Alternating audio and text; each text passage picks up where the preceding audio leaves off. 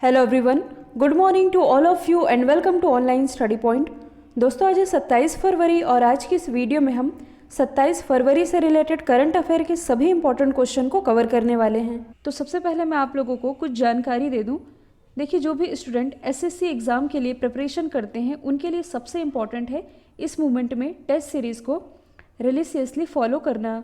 ऐसे exam back to back आने ही वाले हैं, तो टेक्स्ट बुक जिसके टेस्ट सीरीज़ 1 करोड़ से ज़्यादा स्टूडेंट अभी तक अटेम्प्ट कर चुके हैं, उनके पास में आप लोगों को एसएससी सीजीएल के लिए 363 मॉक और एसएससी सीएचएसएल के लिए 282 मॉक, एसएससी सीपीओ के लिए 125 मॉक, इसके अलावा एसएससी स्टेनोग्राफर के लिए 61 मॉक और इसके अलावा भी आईबी एशियो के जो कि आईबी के एग्ज़ाम है, इसके लिए आप लोगों को 76 फुल मॉक टेस्ट मिलेंगे।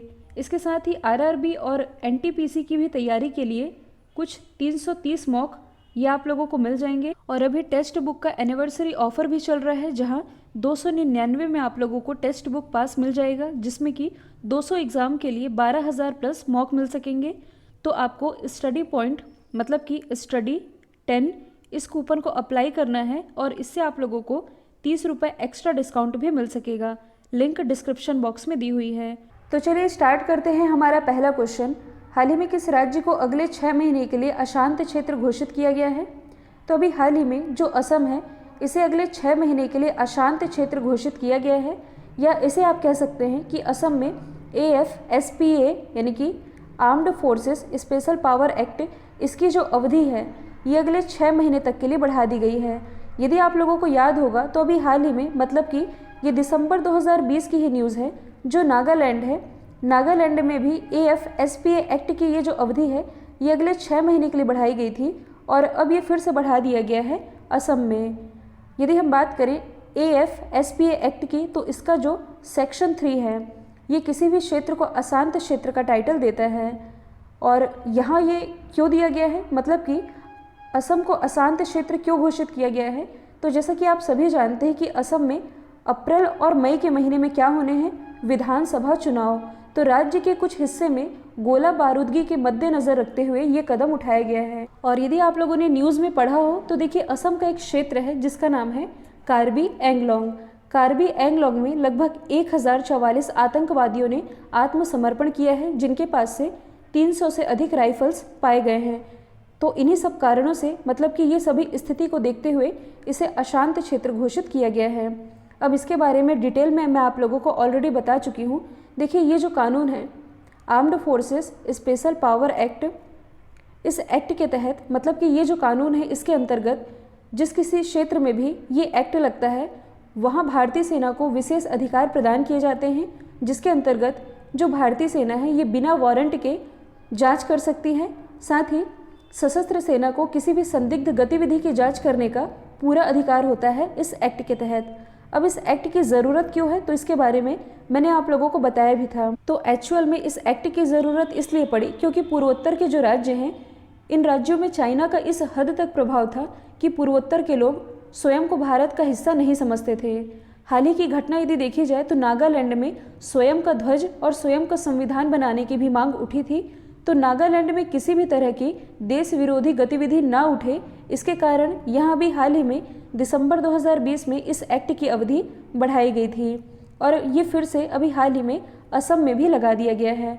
और इस कानून की यदि मैं आप लोगों को कुछ महत्वपूर्ण बातें बताऊं, तो पहला तो ये है कि अशांत क्षेत्र मतलब कि जिस किसी भी एरिया को अशांत क्षेत्र घोषित किया गया है, वहाँ यदि आप कानून के अंदर कार्य नहीं करेंगे तो सशस्त्र सेना द्वारा गोली भी चलाई जा सकती है। साथ ही ऐसा कोई भी व्यक्ति जो कि संदिग्ध जान पड़ रहा है, उस व्यक्ति को बिना किसी वारंट के गिरफ्तार किया जा सकता है। साथ ही किसी भी व्यक्ति के घर के अंदर बिना वारंट के जांच की जा सकती है इस एक्ट के तहत, और यही लगाया गया है असम में। असम की यदि हम बात करें तो इसकी राजधानी है दिसपुर, मुख्यमंत्री सर्बानंद सोनोवाल, राज्यपाल है जगदीश मुखी। वर्ल्ड का सबसे बड़ा नदी द्वीप जिसका नाम है माजुली नदी द्वीप, जो कि स्थित है असम में, और असम के माजुली में ही असम का पहला हेलीपैड भी बनाया गया है। भारत का पहला मल्टी मॉडल लॉजिस्टिक पार्क, इसकी आधारशिला अभी हाल ही में असम के जोगीघोपा में ही रखी गई है केंद्रीय मंत्री नितिन जयराम गडकरी जी के द्वारा। हाल ही में राष्ट्रीय अनुसूचित जाति आयोग के अध्यक्ष के रूप में किसने पदभार संभाला है? तो राष्ट्रीय अनुसूचित जाति आयोग के अध्यक्ष ये भी हाल ही में बन गए हैं विजय सांपला, जिनकी इमेज आप देख सकते हैं। अब यहाँ से इम्पॉर्टेंट है राष्ट्रीय अनुसूचित जाति आयोग, तो इससे रिलेटेड हम कुछ बेसिक फैक्ट डिस्कस कर लेते हैं। जैसे कि अनुसूचित जाति आयोग, इसके बारे में भारतीय संविधान के भाग 16 में बताया गया है आर्टिकल 338 के अंतर्गत। इसमें आप कंफ्यूज नहीं होइएगा। अनुसूचित जाति यानी कि शेड्यूल कास्ट, इसका वर्णन है आर्टिकल 338 में, जबकि जो एसटी है यानी कि शेड्यूल ट्राइब्स, इनके बारे में बताया गया है आर्टिकल 338 ए में। और ये किस तरह का निकाय है? तो ये है संवैधानिक निकाय। अब इससे आप क्या समझते हैं? तो देखिए 3 तरह के निकाय होते हैं। एक है संवैधानिक यानी कि कॉन्स्टिट्यूशनल, दूसरा है सांविधिक यानी कि स्टैट्यूटरी, और तीसरा होता है कार्यकारी निकाय। तीनों में कुछ बेसिक डिफरेंस है। संवैधानिक निकाय मतलब कि ऐसे निकाय जिनका वर्णन संविधान में किया गया हो। For example election commission of India यानी कि चुनाव आयोग, यूपीएससी, और वित्त आयोग यानी कि फाइनेंस कमीशन, इनका उल्लेख भारतीय संविधान में किया गया है। सांविधिक निकाय मतलब कि ऐसे निकाय जिनका निर्माण संसद या राज्य विधायिका किसी अधिनियम के द्वारा करते हैं। और इसका क्या एग्जाम्पल है? जैसे कि आप लोगों ने एनजीटी पढ़ा होगा, नेशनल ग्रीन ट्रिब्यूनल। तो पर्यावरण प्रदूषण से बचने के लिए एनजीटी एक्ट लाया गया था 2010 में, और इसी के तहत एनजीटी यानी कि नेशनल ग्रीन ट्रिब्यूनल, इसकी स्थापना की गई। तो ये एक सांविधिक निकाय है। अब कार्यकारी निकाय, इसका क्या मतलब है? इसका मतलब है कि सरकारी आदेश के द्वारा इस निकाय की स्थापना की गई है। For example NITI Aayog. तो ये कुछ बेसिक डिफरेंस है तीनों निकाय में, जो कि आप लोगों को क्लियर हो गए होंगे। तो ये है संवैधानिक निकाय, जिसकी स्थापना 2004 में 89वां संविधान संशोधन 2003 के तहत की गई थी। मुख्यालय है नई दिल्ली में, और इसका नोडल मंत्रालय है सामाजिक न्याय और सशक्तिकरण मंत्रालय। तो देखिए एससी, इसका उल्लेख है आर्टिकल 338 में। आर्टिकल 338 एक कहता है कि अनुसूचित जातियों के लिए एक आयोग होगा। 338 दो कहता है, मतलब कि इसमें इसकी संरचना के बारे में बताया गया है कि इस आयोग में एक अध्यक्ष होगा, एक उपाध्यक्ष होगा और 3 सदस्य होंगे। आर्टिकल 338 3 कहता है कि इनकी नियुक्ति राष्ट्रपति के द्वारा की जाएगी। और अनुसूचित जातियों के लिए कुछ प्रावधान है, कुछ संवैधानिक है और कुछ सांविधिक हैं। तो यहाँ से कुछ आर्टिकल इम्पॉर्टेंट है जिनके बारे में मैं आप लोगों को बताने जा रही हूँ। भारतीय संविधान का जो आर्टिकल 15 है, ये कहता है कि किसी भी व्यक्ति से मूल वंश, जाति, धर्म या रंग भेद के आधार पर भेदभाव नहीं किया जा सकता।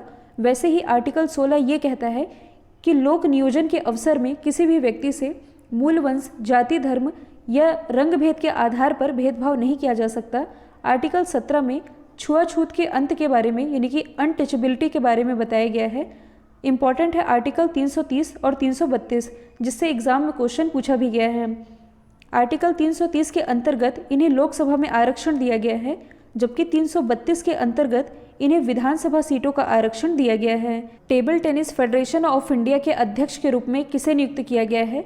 तो अभी हाल ही में जो दुष्यंत चौटाला है, जिनकी इमेज आप देख पा रहे हैं, दुष्यंत चौटाला ये दोबारा से table tennis federation of India के अध्यक्ष बन गए हैं, जबकि नए सेक्रेटरी के रूप में अपॉइंट किए गए हैं अरुण कुमार बनर्जी।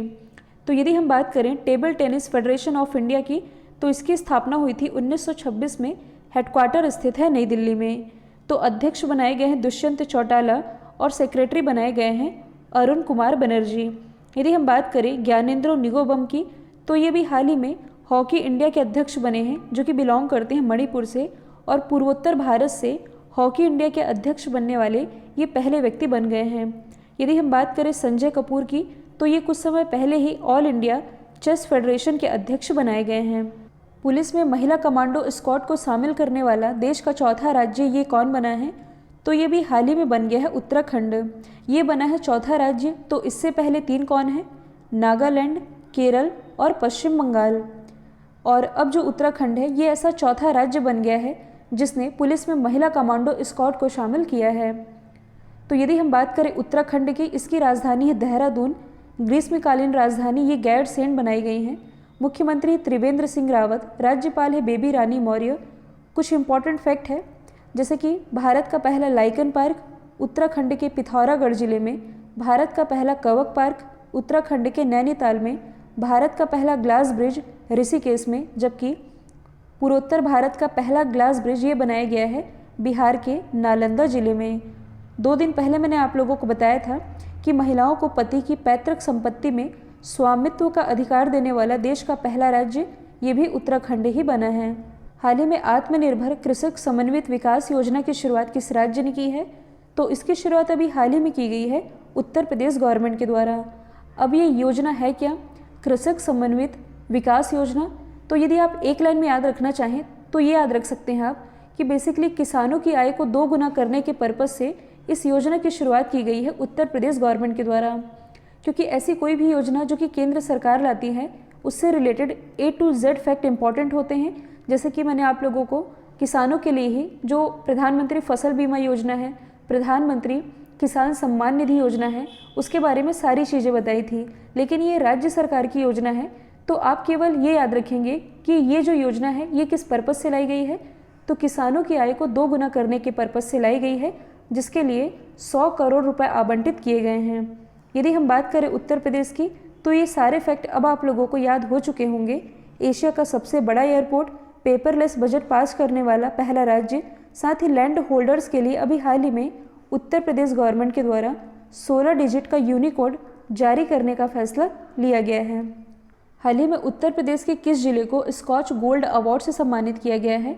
तो स्कॉच गोल्ड अवार्ड से यह भी हाल ही में सम्मानित किया गया है उत्तर प्रदेश के अयोध्या जिले को। और क्यों किया गया है?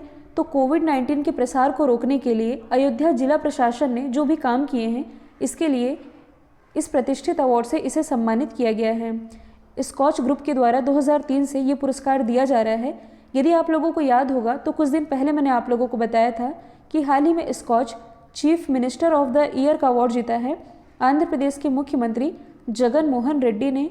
वैसे ही स्कॉच गोल्ड अवार्ड ये जीता था जनजातीय मामलों के मंत्री अर्जुन मुंडा ने। और अब ये जिलों की कैटेगरी में ये अवार्ड अपने नाम कर लिया है अयोध्या ने।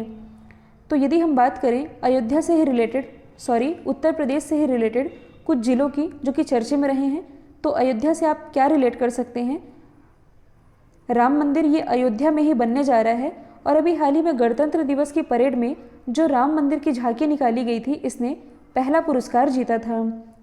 उत्तर प्रदेश का ही ये जो श्रावस्ती जिला है, नीति आयोग के द्वारा जारी किए गए आकांक्षी जिलों की लिस्ट में टॉप पर रहा है। सिद्धार्थनगर, उत्तर प्रदेश के सिद्धार्थनगर से हाल ही में सिंगापुर को बुद्धा चावल ये सप्लाई किया जाएगा। लखनऊ जो कि उत्तर प्रदेश की राजधानी है, यहाँ भारत का पहला हेल्थ ATM ये ओपन किया गया है। हाल ही में किस देश ने ग्रीन कार्ड आवेदकों पर, मतलब कि ग्रीन कार्ड आवेदकों के आने पर लगी रोक को हटा लिया है?